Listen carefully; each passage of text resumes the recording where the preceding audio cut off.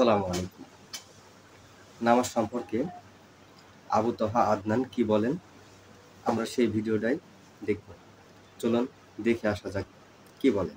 একটা হাদিস মনে রাখবেন, যে ব্যক্তি এক ওয়াক্ত নামাজ ইচ্ছা করে ছেড়ে দিল, নামাজ পড়বো না, আমার পড়লেও হয় না পড়লেও হয়, ফাকাদ কাফারা, সে ব্যক্তি কুফরি করলো।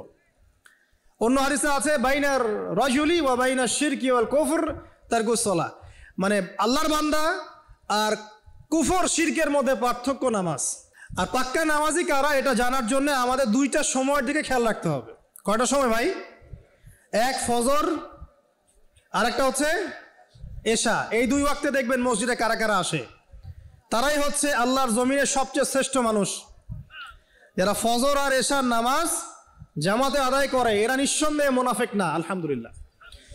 কারণ আল্লাহ নবী বলেছেন, বলেন সাল্লাল্লাহু আলাইহি ওয়াসাল্লাম, মুনাফিকদের উপরে সবচেয়ে ভারী নামাজ হচ্ছে দুইটা। কয়টা? এক হচ্ছে ফজর, আরেকটা কি? এশা। তো 5 ওয়াক্ত নামাজ গুরুত্ব দিব, সবচেয়ে বেশি গুরুত্ব দিবেন কিসে? ফজর এবং এশা। এই ফরজ নামাজ যখন আপনি ঠিকঠাক পড়বেন, এখন মুসলমানের খাতায় নাম আছে, নামাজ ঠিকঠাক নাই, মুসলমানের খাতায় নাম নাই তো। আর কিয়ামতের মাঠে সবার আগে কিসের হিসাব হবে ভাই? নামাজে। যার নামাজ ঠিকঠাক থাকবে তার বাকি হিসাব ওকে, কোনো সমস্যা নাই। আর যার নামাজ ঠিকঠাক নাই তার বাকি হিসাব ধরা খাবে, খাবে না? আল্লাহ নবী সাল্লাল্লাহু আলাইহি ওয়াসাল্লাম বলেছেন, মান তারাকা সালাতা মুতাআম্মিদান ফাকাদ কাফার।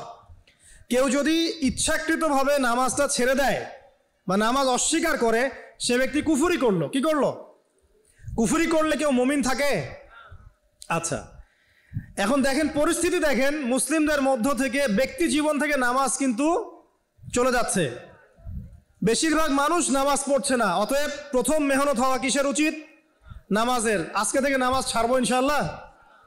আজকের এই লেকচার কানে চলে যাওয়ার পর নামাজ ছাড়বেন। একজন ব্যক্তি মনে করেন অনেক দান সৎকার করেছে, হজ উমরা করেছে, ইত্যাদি ইত্যাদি, নামাজ নাই, কি হবে? ধরা খাবে না? ব্যক্তি জীবনে আমরা সবাই মুসলিম না ভাই? তো মুসলিমদের মধ্যে 100% মুসলিম নামাজি হবে, এটাই স্বাভাবিক না? মুসলিমরা নামাজ পড়বেন এমন হতে পারে? আর আমরা তো খুব বড় গলায় বলি 90% মুসলিমের দেশ, তাই না? এখন একটু দেখেন যে 90% মুসলিমের দেশে 5 ওয়াক্ত নামাজ পড়ে কতজন ব্যক্তি?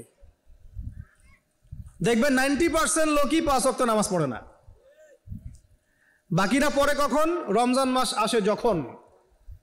রমজান মাস আসে যখন পাক্কা মুসল্লি হয় তখন। রমজান মাস শেষ, নামাজের দরজাও বন্ধ। রমজান মাসের জন্যই কি নামাজ ফরজ? মুসলিমরা এখন ব্যক্তি জীবন থেকে নামাজটা বিদায় নিচ্ছে। তাহলে আমাদের প্রথম মেহনত কিসে করা দরকার? নামাজে। সবার আগে মেহনত করা দরকার, জনগণকে নামাজি বানাতে হবে। পারবেন না ইনশাল্লাহ? নিজে নামাজ পড়বো ইনশাল্লাহ, পরিবার বর্গকে পড়াবো, এবং আমার অধীনস্থ যারা আছে তাদের মাঝখানে নামাজটা কায়েম করবো ইনশাল্লাহ। পারবো না? যদি আপনার সন্তান খুব আদরের কলিজার টুকরা হয়, নামাজ কালাম না পড়ে, ওকে মহব্বত করবেন, ওকে বোঝানোর চেষ্টা করবেন, ছোটবেলা থেকে নামাজের ট্রেনিং দিবেন। 10 বছর বয়স হয়ে গেছে, নামাজ পড়ে না, নবী করিম সাল্লাল্লাহু আলাইহি ওয়াসাল্লাম বলেছেন তাকে পিটাইতে হবে।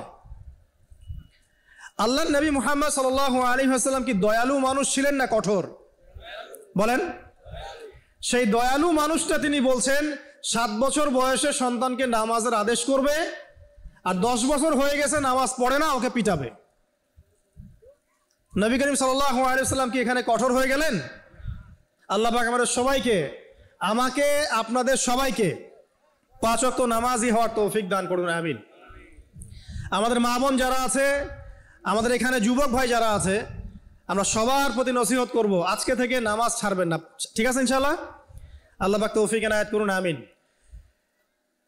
এরপরে আসেন, দেখেন ব্যক্তি জীবন থেকে হালাল রিজিকটা উঠে যাচ্ছে, খেয়াল করেন নাই? এখন মানুষ রিজিকের ক্ষেত্রে হালাল হারামের পরোয়া করে? পরোয়া করে না।